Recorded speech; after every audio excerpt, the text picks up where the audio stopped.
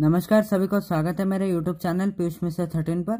और आज हम बात करने वाले हैं वेद व्यास के महाभारत का जो 68वां विषय है मित्रों के साथ परामर्श, उसके बारे में आज हम बात करेंगे।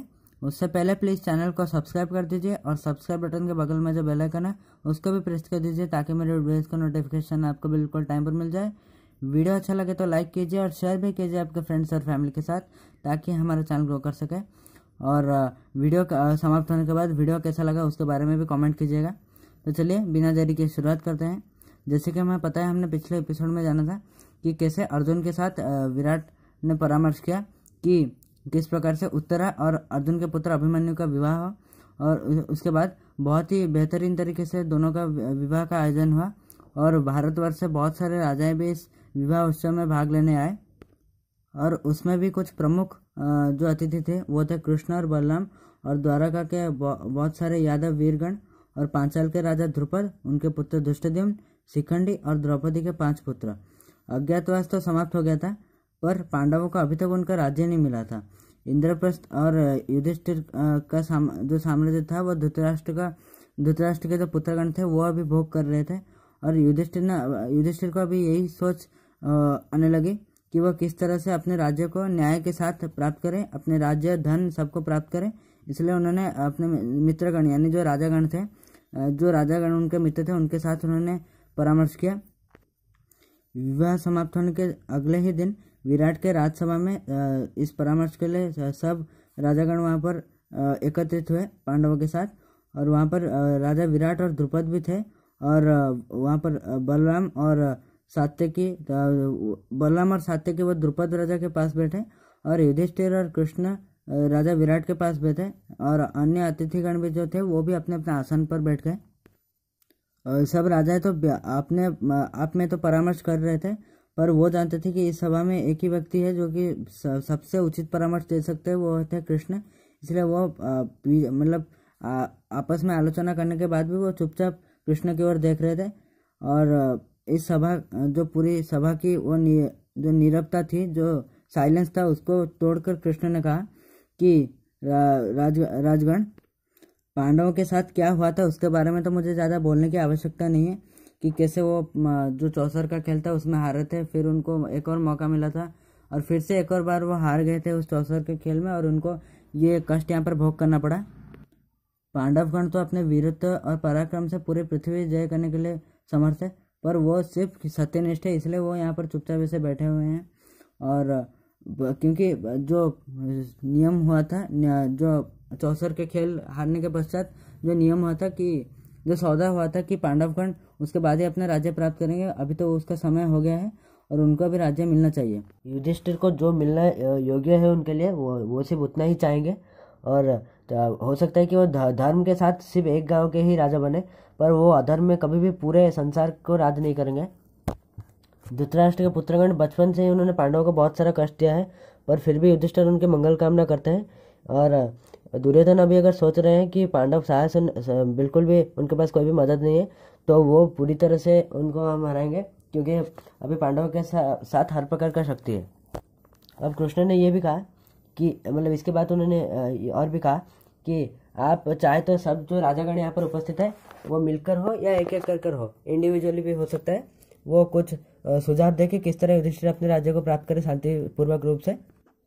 और मेरे विचार में यही करना चाहिए कि युधिष्ठिर अगर एक बहुत ही दक्ष व्यक्ति को दूत के रूप में भेजेंगे धृतराष्ट्र के पास, और वो उनसे कह सकते हैं कि निवेदन करेंगे धृतराष्ट्र से कि पांडवों को अपना जो आधा जमीन है वो लौटा दे। हो सकता है उस तरह से हम शांति के रूप से, बिना युद्ध के ही हम शांतिपूर्वक रूप से युधिष्ठिर अपना राज्य प्राप्त कर सकते हैं। तो उस पर बलराम ने उठकर कहा कि आपने तो कृष्ण का बात सुना, वो जो परामर्श दे रहे हैं वो बिल्कुल सही है, उससे पांडव और कौरव दोनों का ही मंगल होगा। बिना युद्ध के युधिष्ठिर उनके आधा राज्य प्राप्त कर लेंगे और सुख और शांति के साथ रहेंगे। और कौरव और पांडव के बीच में अगर शांति रक्षा होगी तो पूरा जितने भी प्रजागण है वो सब खुश रहेंगे और उनका उपकार होगा। पर अभी जो कुरुसभा को दूत बनकर जाएगा वो युधिष्ठिर के लिए जो राज्य मांगेगा वो पूरी तरह से नम्रतापूर्ण रूप से वो उसके अनुरोध करेंगे। भीष्म, द्रोण, अश्वत्थामा, विदुर, कृपाचार्य और ऐसे कि कर्ण, शकुनि, धृतराष्ट्र किसी सबके साथ सहयोग बनाकर अपने राज्य के लिए मांगे। किसी को भी क्रोधित करना उचित नहीं होगा और ये जो सब कुछ घटना हुई, ये राज्य हारने का दोष तो सिर्फ युधिष्ठिर पर ही है, क्योंकि युधिष्ठिर की गलती से ही ये सब हुआ है। और इसलिए अभी बेहतर यही है कि किसी के साथ शत्रुता विनय मतलब बिना किए और बिल्कुल नम्र रूप से हम अपने राज्य अगर मांग लेंगे तो वही बेहतर होगा। कौरवों के साथ युद्ध न करके शांतिपूर्वक रूप से ही राज्य मांगना उचित होगा। इसी प्रकार कृष्ण और बलराम ने भिन्न भिन्न दृष्टिकोण से शांति का प्रस्ताव दिया। कृष्ण ने कहा कि कौरवगण जो राज्य भोग कर रहे हैं उसका आधा मांगना, अगर युद्ध के सहायता से भी मांगना पड़े तो ऐसी कोई मतलब दुविधा तो नहीं है, पर अगर शांतिपूर्ण रास्ते से पहले मांग सकते हैं तो वही पहले उचित है। तो बलराम ने कहा कि युधिष्ठिर को राज्य का आधा मिल जाना ही उचित है, पर अगर वो उनका हक नहीं है, क्योंकि वो उनको उस राज्य को मतलब पहले से ही गवा चुके हैं। और वो बिल्कुल नम्र रूप से राज्य भिक्षा कीजिए, और पर वो राज्य मिले या ना मिले वो उनको कौरवों के साथ संधि स्थापना करना चाहिए। बलराम का परामर्श सुनकर सात्यकी पूरी तरह से क्रोधित रूप से उठ पड़े और उन्होंने कहा कि हे बलराम, तुमने जो कहा उसमें मैं तुमको दोष नहीं दे रहा हूँ, पर जो तुम्हारी बात को सुन रहे हैं चुपचाप, मैं उनके लिए क्रोधित हूँ। क्योंकि मतलब बहुत बार ऐसा देखा जाता है कि एक ही पेड़ पर दो शाखाएं होती है। एक शाखा पूरी तरह से फल से पूर्ण होती है और एक शाखा बिल्कुल भी निष्फल होती है और उसमें बिल्कुल भी फल नहीं होता है, वो निष्फल होती है पूरी तरह से।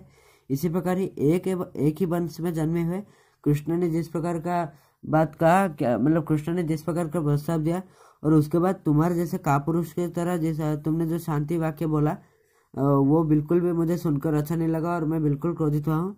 क्योंकि कृष्ण ने एक संधि का मतलब उन्होंने रास्ता बताया और उन्होंने कहा अगर उसके लिए युद्ध करना पड़े तो वो कोई आवश्यकता नहीं है, पर पहले तो शांति स्थापना के लिए जाना चाहिए। पर बलराम यहाँ पर कह रहे थे कि मतलब राज्य मिले या ना मिले, राज्य तुम्हारा हक नहीं है, राज्य मिले या ना मिले आप जैसे भी करके संधि स्थापना कर लो।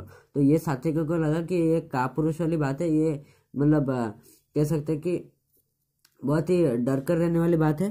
तो इस सभा में और उन्होंने ये भी कहा कि युधिष्ठिर की गलती मतलब युधिष्ठिर ने तो गलती करके उन्होंने ये चौसर का खेल खेला, उनको द्यूत क्रीड़ा आता नहीं था, पर फिर भी उन्होंने अपने बंधुता स्थापन वो रक्षा के लिए उन्होंने ये खेल खेला। उन्होंने सिर्फ मित्रता रखने के लिए उन्होंने ये खेला। और फिर युधिष्ठिर तो मतलब युधिष्ठिर की इच्छा पे तो द्यूत क्रीड़ा शुरू नहीं हुई थी, वो तो कौरवों को असंतुष्ट नहीं करना चाहते थे, इसलिए उन्होंने धृतराष्ट्र के निमंत्रण को रक्षा करते हुए उन्होंने द्यूत में भाग लिया। फिर इस चौसर के खेल में शकुनी ने ही उनको खेलने के लिए मजबूर किया। तो इसमें क्या युधिष्ठिर का दोष है, उनका धार्मिकपन? कौरवों के साथ क्या ऐसा इस तरह से हमें संधि कर लेना चाहिए चुपचाप? पांडवों ने तो बिना दोष के ही मतलब कुछ भी दोष किए बिना ही उन्होंने बहुत दुख कष्ट सहा है, और अभी वो शांत नहीं रहना चाहिए, अपने शक्ति पर भी निर्भर करना चाहिए। युधिष्ठिर भला दुर्योधन के आगे अपने राज्य के लिए प्रार्थना क्यों करे? जो वो तो उनके स्वयं का ही है, युधिष्ठिर का ही वो राज्य है और किसी और ने उसको अपहरण करके रखा है, तो उसके लिए प्रार्थना मतलब भिक्षा मांगने की क्या आवश्यकता है उस राज्य की? तो युधिष्ठिर तो भिखारी है नहीं, और वो क्षत्रिय है, वो योद्धा है। सत्य धर्म ही उनका धर्म है। वो तो शत्रुओं को मार कर ही मतलब पूरे पृथ्वी पर विजय प्राप्त कर सकते हैं और वो पूरा पृथ्वी को भोग कर सकते हैं। और अगर दुर्योधन भीष्म द्रोण के अच्छी बात शुभ बात ना सुनकर वो पांडवों का अपना राज्य ना मतलब पांडवों का राज्य अगर नहीं लौटाते हैं, तो मैं स्वयं युधिष्ठिर के पक्ष से धनुष धारण करूंगा और मैं युद्ध करूंगा। कौरवों को ऐसा नहीं लगना चाहिए कि पांडव सहाय शून्य है। हमारे पास बहुत सारे वीर योद्धा हैं, जैसे कि स्वयं कृष्ण, महावीर धृष्टद्युम्न, द्रुपद, विराट, शिखंडी, सुभद्रानंदन, अभिमन्यु, द्रौपदी के 5 पुत्र और स्वयं मैं भी यहाँ पर उपस्थित हूँ। तो दुर्योधन हमें बिल्कुल भी कमजोर नहीं समझना चाहिए। और सात्यकी की ये बात सुनकर तुरंत ही पूरी सभा में जितने व्यक्ति थे वो सब कह सकते हैं कि एनर्जाइज हो गए, वो थोड़े से उत्साहित हो गए। और तब राजा द्रुपद ने कहा कि सात्यकी ने जो कहा वो तो बिल्कुल उचित है, मतलब बिल्कुल ही वो सही बात है, और युद्ध तो वैसे भी सुनिश्चित है। तो क्योंकि दुर्योधन तो कभी भी युद्ध के बिना वो राज्य नहीं लौटाएंगे, और धृतराष्ट्र भी दुर्योधन की बात ही सुनेंगे हमेशा, क्योंकि वो पुत्र के प्रति वो बहुत ही ज़्यादा प्रेम करते हैं। भीष्म और द्रोण तो जरूर जो मतलब सही है कौरवों के लिए वही बात बताएंगे, पर क्योंकि वह राजा धृतराष्ट्र का नमक खाते हैं, तो वो कभी भी उनको तो धोखा नहीं देंगे और उन्हीं के पक्ष में ही वो रहेंगे। मतलब धृतराष्ट्र जो कहेंगे उन्हीं को ही समर्थन करेंगे। तो अभी विलम्ब ना करके युद्ध की आयोजन की जानी चाहिए। शल्य, जयसेन, धृष्टकेतु मतलब इत्यादि जो सब राजागण हैं उनके पास तुरंत ही दूत भेजने चाहिए। और क्योंकि दुर्योधन भी चुप होकर नहीं बैठा होगा, वो भी युद्ध के लिए प्रस्तुति कर रहा होगा, इसलिए हमें भी ये कार्य जल्द से जल्द समाप्त करना चाहिए। अब द्रुपद ने ये भी कहा कि हाँ, जरूर युद्ध से पहले हमें शांति का प्रयत्न करने चाहिए। इसलिए युधिष्ठिर अगर धृतराष्ट्र के पास एक पंडित ब्राह्मण को भेजेंगे तो वही सबसे उचित होगा दूत के रूप में भेजना। और जो भी बाकी बात कहना होगा वो तो भीष्म द्रोण वो कहेंगे ही वहाँ पर। तो द्रुपद का यह भाषण समाप्त होने के बाद श्री कृष्ण ने उठकर फिर उन्होंने कहा कि महाराज द्रुपद ने जो कहा वो जरूर उचित बात है। और वैसे भी मेरे जो पुत्र हैं सांब, वो दुर्योधन के कन्या को विवाह मतलब दुर्योधन की पुत्री से विवाह कर चुके हैं। इसलिए पांडव और कौरव के साथ हमारा समान रूप से ही हमारा संपर्क है। यहाँ पर तो सिर्फ हम अभिमन्यु के साथ उत्तरा का विवाह के लिए हम यहाँ पर आए थे, वो तो अभी समाप्त हो गया है। तो महाराज द्रुपद, अभी आपको जो ठीक लगे आप कीजिए, और अभी हमें यहाँ से लौट जाना चाहिए। और वैसे भी देखें तो धृतराष्ट्र तो आपको बहुत सम्मान करते हैं, द्रोण और कृपाचार्य तो आपके बचपन के ही दोस्त हैं। और यदि दुर्योधन को हमें न्याय के मार्ग पर लाना है तो उसके लिए हमें पहले शांति प्रतिष्ठा करनी होगी कौरव सेना के बीच में, मतलब कौरवों के बीच में। और इस कौरव और पांडव का जो संपर्क है इसको थोड़ा सुदृढ़ करना होगा अगर हम, और इसके लिए हमें शांति प्रस्ताव पहले रखनी होगी उसके लिए। और अब आप महाराज द्रुपद, आपको जो करना है अभी कीजिए, आप तुरंत ही दूत भेजिए चारों ओर। और ये परामर्श देकर कृष्ण और बलराम वहाँ से विदाई लिए उन्होंने। और द्रुपद और विराट पांडवों के पक्ष से युद्ध करने के लिए उन्होंने भिन्न जो राज्यगण, उनके जो मित्र राज्यगण थे उनके पास उन्होंने दूत भेजा। और पांडवों के साथ भी मतलब पांडवों के साथ मिलने के लिए भी चारों दिशाओं से मित्र राजा और सैन्यगण आ गए। और ये संवाद सुनकर दुर्योधन ने भी चारों ओर दूत उन्होंने भेजा।